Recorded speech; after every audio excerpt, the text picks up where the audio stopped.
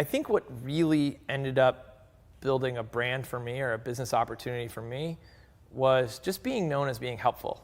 I mean, we're really lucky in Silicon Valley that nobody asks you, other than at the beginning of a podcast like this, like where you went to school. Nobody asks you what your parents do for a living. Right. Nobody asks you your credential. And instead, they're just kind of like, how can you help me right now? Like, I'm in the weeds. I need some help. What's your feedback on this? And if you're insightful and you're helpful, people just grab you and they pull you in. And so I think that's how, if I had one thing that I think has been the secret to the opportunities that have come for me, it's just being helpful. Yeah, absolutely. It's funny, there's a story I have with Jack Dorsey when Square, and I wanted to get into Square really bad because I loved the idea when I first heard about it, but I mean, they were well on their way to building a prototype, and they had raised a bunch of cash, or had started to put together that angel syndicate of people doing their first round. There was no room to get in. Right. And so Graham and I actually shot a really awesome little HD video demoing the device. And at the time, they didn't have any videos online, blah, blah, blah. I saw it. I remember it. I showed it to Jack, and he's like, holy shit, like, that's awesome. And like, I started helping him out with some other things, and all of a sudden, he's like, you know what?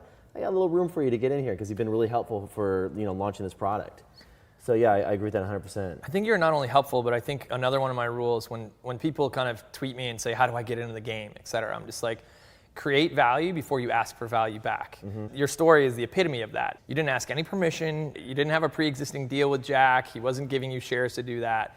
You're just like, look, I think this is a cool opportunity. I think it's a cool product that you believed in already, and it was consistent with like your brand and what your audience cares about. Right. And so you're like, I'm going to put together something here that I think is helpful, and I'm not going to ask anything back in exchange for it. And what it does is just opens the door for a much more meaningful relationship and a much more lucrative relationship for you. I mean, you ended up getting in on that round. Yeah. And it's blown up. And so I think that's the formula sometimes. People write me and ask me for advice and stuff. And I'm like, just go to every event you can find, hobnob anywhere you can find, not just other loudmouth biz devy people or anything like that, but go hang where hackers are hanging. And you'll find they have issues that may come second nature to somebody who's not actually a code writer. Right. And don't ask them for stock up front. Just start helping them.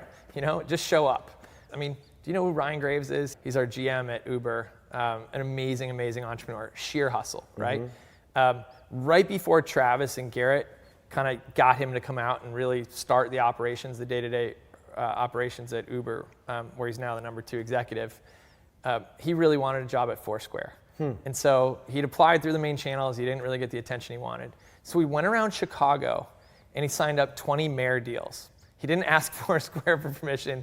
He just went to the venues and said, can you do something for the mayor? Insane. Then he went to New York, and he presented those mayor deals to Dennis and Tristan and was like, hey, I've been out hustling in Chicago. I just signed you up 20 big venues to the mayor deals. Like, how money is that? That's like, awesome. If somebody shows up in your office with that kind of deal, like right. that guy's going to get a job interview.